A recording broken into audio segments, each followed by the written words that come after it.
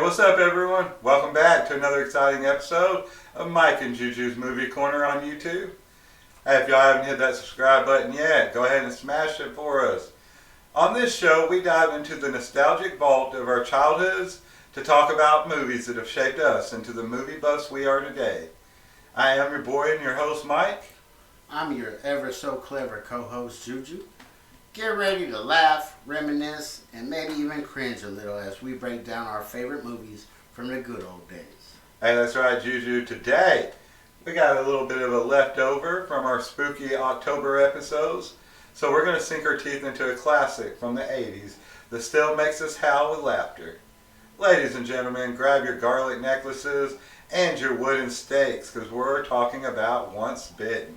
Ah, yes, young Jim Carrey. Before he was The Mask, before he was Ace Ventura, before he was even the Riddler, he was a lovable teenager turned vampire named Mark Kendall. This movie is a total gem from our childhoods. It's got vampires, it's got comedy, it's got romance, and it's got, well, a lot of questionable fashion choices, but hey, it was the 80s. Alright, so let's dive right in. Once Bitten, 1985 horror comedy directed by Howard Storm. It stars a young and charismatic Jim Carrey, alongside the fabulous Lauren Hutton as the seductive vampire countess. Man, she was something as a kid. The plot is simple. Mark, our high school hero, gets bitten by the countess and turned into a vampire. Pretty simple. Classic teen angst meets supernatural shenanigans. Yes, and it's one of those movies that's so bad, it's good. The thing that always stuck with me was the Countess' entourage of vampire groupies. They were like a goth boy band, but with way more bite. Ah. And let's not forget about Mark's best friends, Russ and Jamie. They're kind of the dynamic duo that always saves the day. Well, they at least tried to. So, they are the heart of the film, and they provide laughs and friendship that we all seem to crave in our teenage years. Speaking of laughs, the humor in Once Bitten is definitely of its time. It's cheesy, it's corny, but it works. That's right. It's the kind of humor that makes you smile because it's so ridiculous. Absolutely. And it ain't just the jokes. It's that physical comedy that Jim Carrey brings to the table. He was a master of slapstick even back then, and it really shines through in this movie. The iconic scene where he's trying to get to the fridge for a pint of blood. Classic. Oh, and the dance scenes. The dance scenes are everything. It's like they took every 80s cliche and threw it into a blender. The fashion, the moves, the music. It's like a time capsule of the decade. Definitely. But, hey, that's what makes Once Bitten special. It's the fact that it doesn't take itself too seriously. It knows that it's fun. It knows that it's a campy movie, and it really embraces it. It really is a fresh breath of air in a genre that sometimes can be a little bit too broody. And the cast is surprisingly great. You got Lauren Hutton playing this over-the-top vampire, and she's just having a time of her life.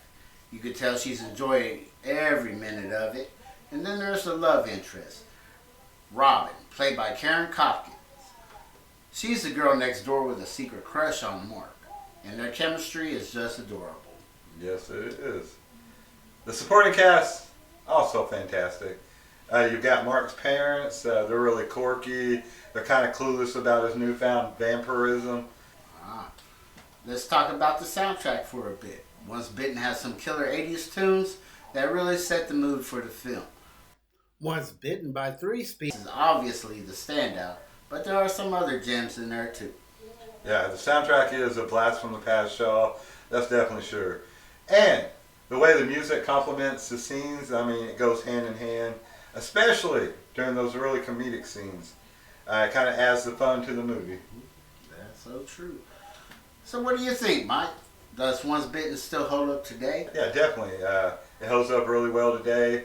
I mean, it is a little bit outdated, but I mean, that's really part of the charm.